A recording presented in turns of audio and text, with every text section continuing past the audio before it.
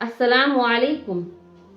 ख़वातीन और हज़रात, कुछ दिनों पहले मेरे सामने एक रिपोर्ट के जरिए एक दिल दहलाने वाला वाक़या सामने आया, तो मैंने सोचा कि मैं आप लोगों के साथ ज़रूर शेयर करूंगी। एक लड़की की शादी हो रही थी।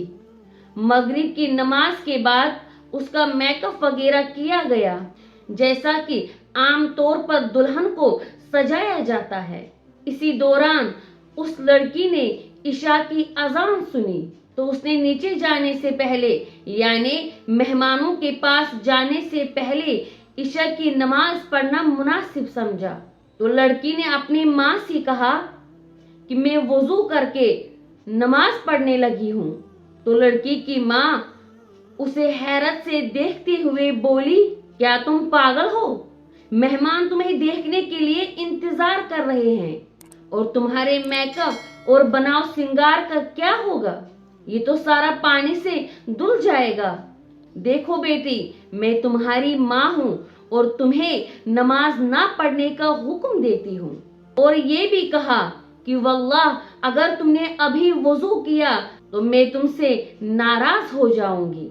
लेकिन वो बेटी बहुत ज्यादा नेक थी और अल्लाह की प्यारी बंदी थी।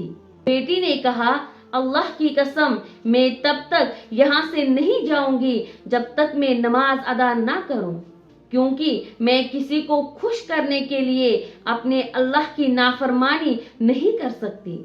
उसकी माँ जाहिल थी। उसने बहुत जोर लगाया कि मेहमान तुझे मेकअप के बगैर देखकर क्या कहेंगे? वो तो तुम्हारा मजाक उड़ाएंगे और तुम किसी को भी अच्छी नहीं लगोगी। लड़की माँ की बातें सुनकर मुस्कुराते हुए बोली, लेकिन मैं तो अपने पैदा करने वाले की नजर में खूबसूरत बनना चाहती हूँ। आखिरकार उस लड़की ने वुजू किया, जिसकी वजह से उसका सारा मेकअप उतर गया और अल्लाह सुब्हाना व तआला के सामने सुरखरू हो गई। उसने नमाज शुरू की और सजदे की हालत में वो लुत्फ पाया जो बहुत ही कम लोगों को नसीब होता है। उसे तो पता भी नहीं था कि ये उसकी जिंदगी का आखिरी सजदा होगा। जी हाँ नाजरीन, वो सजदे की हालत में ही अपने खालिक के हकीकी से जा मिली। क्या खूबसूरत और अजीम इख्तिताम था। वो अल्लाह को करीब करना चाहती थी और अल्लाह तबारक व तआला ने उसे सजदे की हालत में अपने करीब कर लिया। मिसाल के तौर पर, अगर हम में से कोई भी उस लड़की की जगह पे होता तो हम क्या करते? निहायत माजरत के साथ यकीनी तौर पर मैं ये बात कहती हूँ कि यकीनन नमाज को ही छोड़ा जाता।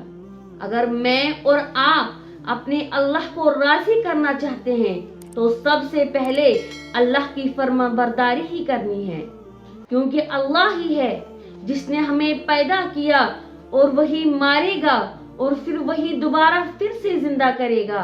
इस बात को भूल जाना सबसे बड़ी बेवकूफ़ी है।